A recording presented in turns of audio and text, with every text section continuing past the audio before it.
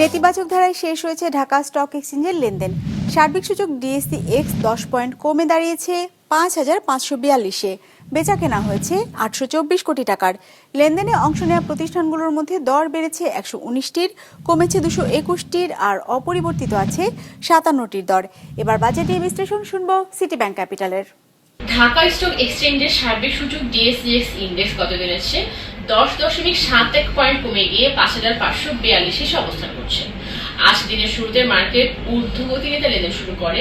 এই ঊর্ধ্বগতি মধ্যভাগ পর্যন্ত লক্ষ্য করা গেলেও দিনের শেষ ভাগে এসে বিনিয়োগকারীদের মধ্যে সেল করার প্রবণতা লক্ষ্য করা যায়, যার ফলস্বরূপ দিন শেষে মার্কেট 10.71 পয়েন্ট নেগেটিভ নিয়ে আজকে তার লেনদেন শেষ করে।